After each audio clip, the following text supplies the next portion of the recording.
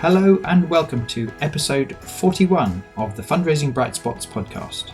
My name is Rob Woods, and this is the show for anyone who works in charity fundraising and who wants ideas for how to raise more money, enjoy their job and make a bigger difference, even and especially during the pandemic. And today, if you work in high-value fundraising or in development for a college or university, I hope you're going to find this episode insightful. Because today we're looking at more habits and ideas to help you increase fundraising income with Jamal Iqbal, who is Head of Development at the Faculty of Engineering at Imperial College London. This is the second half of my recent interview with Jamal. I was keen to talk to him because his team have been continuing to achieve excellent results this year, and I was keen to hear from him some key principles that he believes contribute to this success. During this chat, we particularly focus on ways to prepare to have interesting, inspiring conversations with your supporters, including the sharing of relevant real examples and stories to bring your cause to life. I really enjoyed this discussion with Jamal, and whether you work in higher education or for a charity, I hope you find it helpful too. This episode of the Fundraising Bright Spots podcast is brought to you by the Bright Spot Members Club. As a practical alternative to one-off conferences and courses whose impact can fade all too quickly, the Members Club is an online resource that gives you ongoing access to a whole library of video training courses, monthly coaching webinars and live training events. It's all designed to help you learn, enjoy your job and raise more money. To join the 300 fundraisers already in the club, or just to find out more, go to brightspotfundraising.co.uk. I gather that occasionally you get asked to do little mini training sessions or ideas sessions with your team. What's another idea or two that you have found important in your own success and that you try to pass on to some of your colleagues? Yeah, so I think the sort of two parts. I've done a lot of research, obviously, over the years in terms of relationship building and influence, etc. So I think one individual who sticks out to me, who I know is an important part of some of the research that you've looked at as well, is Professor Robert Cialdini, and I think that some of his work is very relevant to fundraising, which I think that we can potentially look to things like social proof. So quite often I'll speak to somebody who's come from a particular department, and they often ask, what have other alumni funded, in this department, for example. So if you can talk about or give examples of individuals that have maybe done something, similar within a department or a faculty. So I think elements like that are important. One thing that's occurred to me, and this is true of some charities and non-profits, but I think it can especially sometimes be true in the HE sector, is how transactional giving can sometimes be perceived to be. Is that your experience? And if it is, what do you try to do to make it less of just a transaction and more of to do with impact and a joyful, inspiring thing for a supporter to do? Yeah, absolutely. I agree with you. I think at times HE is or can be viewed as slightly transactional. I think one of the learnings that HE can have, especially from the charity sector, and having worked in that sector, one of the things that charities are absolutely experts at is framing stories. And when you look at the sector in HE, if you look at it broadly, there's probably three areas that you're going to raise funds for. Student support broadly, scholarships. Secondly is going to be capital of some sort, new buildings, infrastructure. And thirdly, for academic posts, so chairs, for example. So I think they're the broad three that you'd come across very broadly in HE. And I think what's sometimes missing is actually creating a story and a narrative around each of them. So if I take scholarships for example, I've probably told this story over 100 times, but it's one that's stuck with me. When I first joined the college now, well over 2 years ago, I joined a scholarship recipients afternoon.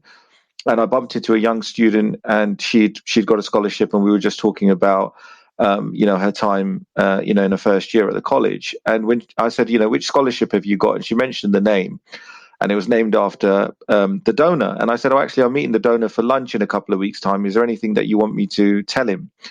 And she said, well, first say thanks, but also just tell him that because of this scholarship, I don't have to work, part-time in the local Sainsbury's, for 4 evenings a week. And that story really, stuck with me and resonated with me. And I went and told the donor that a couple of weeks later over lunch. And he said, I've been thanked in various ways, but that one story, sharing that one story for me shows how important my gift has been of this scholarship, because studying an undergrad course in engineering is difficult enough, and then having to work 4 or 5 days a week part-time can really take the focus away from your studies.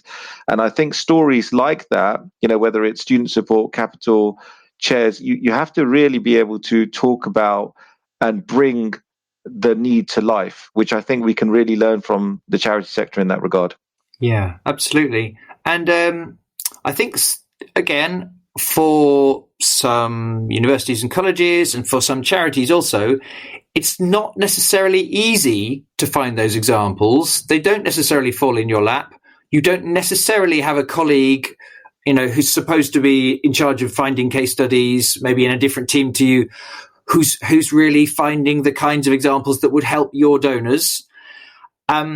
Literally just this week on our Major Gifts Mastery program, we were doing a whole afternoon on A, how to tell stories in a more interesting, inspiring way, but B, crucially, the first thing of how do you find them if you're in an organization that doesn't seem to be set up to give you lots of good ones.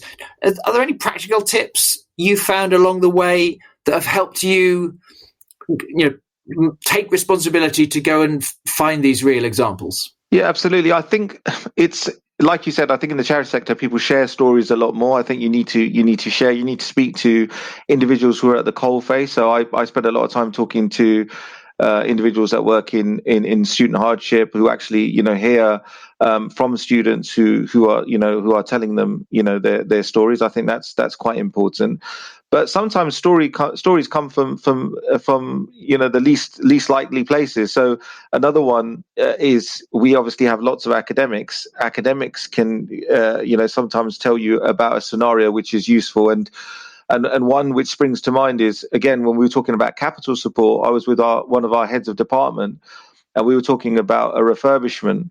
And he was telling me that there was a study done in the US at MIT where they refurbished a building, and because of that refurbishment, they made it a more open, a more airy space, one that had real community feel to it. And once the building had been refurbished, they saw a massive spike in the number of female students who were applying to that engineering faculty. And again, it's that's another story which I made a note of and have shared widely, because quite often we might say we actually want to create a new building. Okay, but why do we want to do it? This is a consequence which can happen again, which is something that nobody had ever thought would have happened, but it happened, and they saw a spike of female students. So who would have thought by creating a new building you would have started diversifying your student population? But again, don't just look for the stories in a place where you think they're going to come from. They could come from anyone, and make a note of the story, and also share your stories as well, because I think obviously it's valuable to you as an individual, but that could be shared across your team and across various faculties. Yeah, that's definitely something that often comes up in our courses, is once we really get our heads around the amazing difference it makes to you as a fundraiser or development officer with these real examples to be able to share if and when appropriate. Step one is just realizing it really makes your job quite a lot easier, rather than, I've heard of these case studies, they're nice to have, but my donor never asks me for stories, Rob. That's fundraiser who knows more of them and can proactively include them if and when relevant in conversation. I think all of your meetings are going to get potentially easier once you've got more. But then there's next couple of tips I really like, which is, one is be open to seeing them everywhere, not just on your J drive because your colleague in comms collected some certain case studies. The more you use your own eyes and ears in your own conversations as you go about your job, then I think you're more likely to start noticing them. But then crucially, you said, and then take a note of them. And so one of the key tips I've noticed some real stars of this have done over the years, there's someone called Becky, who I sometimes mention on courses. She doesn't just talk about it, but as I heard, she'd given a notebook to all of her team so that people are more likely to take a note of these things. And then if you're doing that, if you know you've got a notebook for capturing stories, I think you're more likely to notice them in the first place. And then the other tip I think I heard you say is be more likely to share them. And again, if one is a leader, I think the act of putting story sharing as a slot on a team meeting, there may be some really busy meetings where you just don't have time for it. But if all things being equal, that slot is on the team agenda, it's just this extra nudge that increases the chances that anyone who has heard an interesting story that week is more likely to share it. And that just helps everyone in the team just keep these good ideas flowing so that they're on the front foot for if and when they need to bring this stuff to life when they're talking to a supporter. Absolutely. And I think one thing that you touched on there, which is really relevant, is that quite often, there'll be, a bank of a couple of stories somewhere, like you said, on a J drive. And they are not the only stories in the world. There are a lot more stories that you don't know about, that you're going to come across, that, are just going to be almost opportunistic. You come across a situation and then you have a new story. So I think the one thing to be really mindful of is that just because you've got 3 which sit on your J drive, there might be another 78 that you're going to get in the next 12 months that will replenish and build and come to fruition. And I think there's another angle on this, which is the more you are, like you're saying, proactively seeking out conversations with your colleague who's at the front line, the more you proactively make time for those meetings, you are just going to hear more of these examples. And the value of that is not just in terms of giving you more interesting things to be able to talk about. One of the most interesting studies I've read about, again, Professor Robert Cialdini was involved in this, and it's in a book called The Small Big. And he talks about some telephone fundraisers in an American university whose job is to make calls to alumni to potentially see if they'd like to make a donation to the hardship fund. And one group of these telephone fundraisers, for just 10 minutes a day, they were given access to real diaries and letters written by students who had benefited from the hardship fund. Just 10 minutes, real stories. And another group of telephone fundraisers didn't get access to those real accounts and real stories. And you might guess what the punchline coming is going to be, but it's well worth reading in the book. Is literally just 10 minutes a day access to real stories caused the group that had that information to be much more enthusiastic and proactive in making the calls. And in financial terms, they raised more than twice as much money in that week as those who were reading more factual information about the cause. So they weren't told to go and share the stories on the phone. Lots of this is about the more we connect to a powerful reason why, it affects how we do our job. And even just by 10% extra, energy and proactivity when you're tired in the afternoon and you reach for the phone, 10% extra willingness to be a good listener rather than pretend you're listening. If you've got a powerful reason why that serves your values, you're more likely to just feel pulled to do things better. And so I think this is a thing that's often misunderstood by leaders who think, well, my team's got access. They could go and read the case studies if they want to. If they're busy, often, it's my experience, people won't. But if as a leader, you can do anything at all to proactively help make it easier for people to volunteer or hear talks from the front line or whatever, the more drip you can get people access to that reason why, what difference our cause makes. It's my experience that really can help the morale and the energy levels that your team are experiencing. Absolutely agree, Rob. I think it's absolutely fundamental. There's one other thing I was particularly wondering about, which is, and we've touched on it, but in lots of kinds of non-profit or charity, there are people on the front line whose most of their job is to be doing that work, helping homeless people or doing research into cancer, whatever it might be. And as we go through our jobs, even in this more virtual world, we don't necessarily bump into them. And then they're not necessarily proactively coming to us, with a fundraising mindset that we have to get this more information to help these supporters. I think that can be especially hard to solve in colleges and universities. In a perfect world, everyone in a whole university or everyone in a charity would be thinking beyond their own immediate role and would be trying to help each other out. In practice, it's just not that easy necessarily. Everyone's busy trying to do their job. Have you learned anything in practice about the proactive building of relationships within the college with, for instance, the academics? Yeah, absolutely.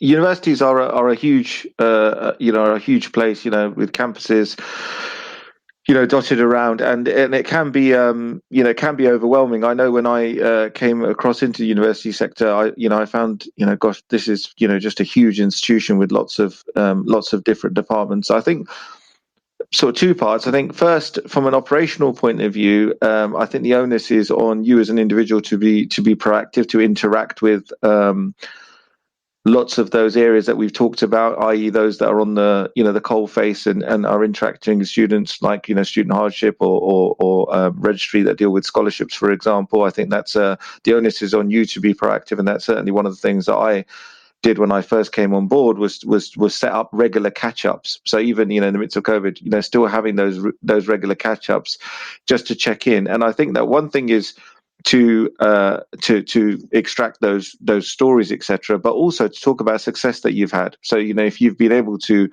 set up a new scholarship that has helped X student, talk about it, share that with your colleagues, because I think what happens is, even if they're not at the coalface, they then get a sense of what your division or your department is trying to do. So I think that's absolutely key. I think the second part, which you alluded to, Rob, which was around academics, absolutely, they are an integral part of the university. And I think the challenge is with academics is that they tend to be very short of time. They are incredibly difficult to get time in their diaries. And I think quite possibly the worst thing that you can do with an academic, for example, who you've not met before, is sort of turn up to their office and say, "Can you tell me a little bit about your research?" I think that's probably the worst thing that you can do. I've often said to my team and given the advice that if you're going to be an academic for the first time, make sure you've done your research on that individual. About their particular field, projects, initiatives that they're currently working on, so that you can talk, competently about those various areas. Because I think, particularly with academics, you tend to have one, opportunity to make an impression, and you need to make that impression well. And the academics are very useful for two reasons. The first is that if you're structuring a particular philanthropic ask, which might be in their department or might reflect or might be connected to their research, that's also important as well.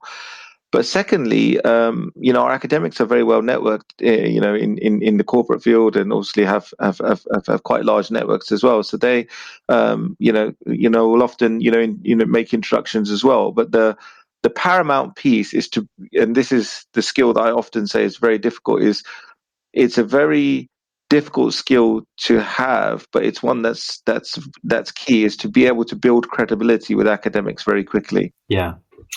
My last question, Jamal, is, assuming you sometimes have tough days like everybody else, what do you personally tend to do to handle that stress and bounce back?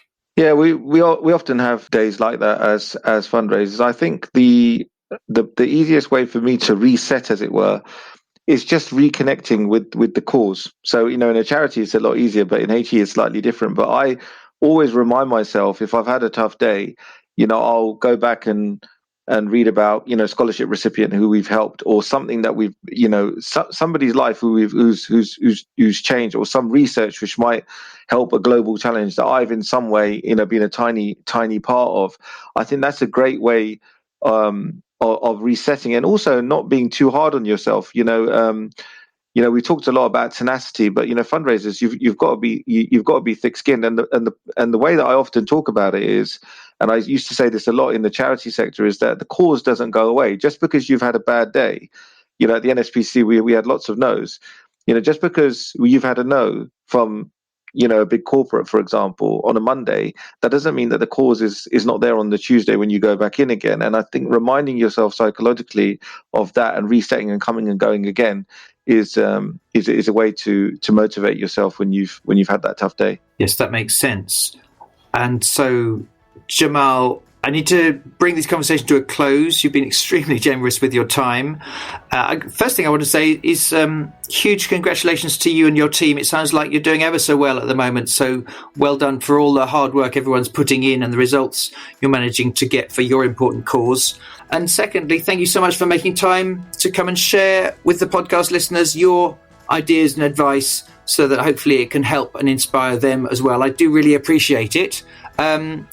Jamal Iqbal, thank you ever so much for joining us on the podcast. Goodbye. Thanks, Rob. Well, I hope you found Jamal's ideas were helpful. If so, please remember to subscribe to the podcast today so you don't miss out on all the other juicy episodes we've got coming up. For now, though, you can find a short summary and the full transcript in the blog and podcast section of my website, which is brightspotfundraising.co.uk. If you'd like to find out more about the Bright Spot Members Club, which is our training, coaching and inspiration site for fundraisers, you can find out more at brightspotmembersclub.co.uk/join. There you can get a sense of all the resources that our 300 members get access to, including an extensive library of my best training films and downloads, live weekly coaching calls on a range of specialist topics to suit the pandemic, and our supportive community.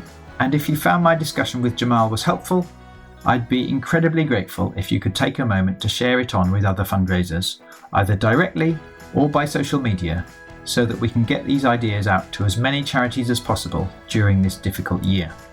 If you want to get in touch, Jamal and I are both on LinkedIn, and on Twitter I am @woods_Rob.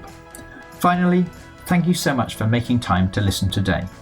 Until the next time, hang in there and good luck with everything you're doing to make a positive difference.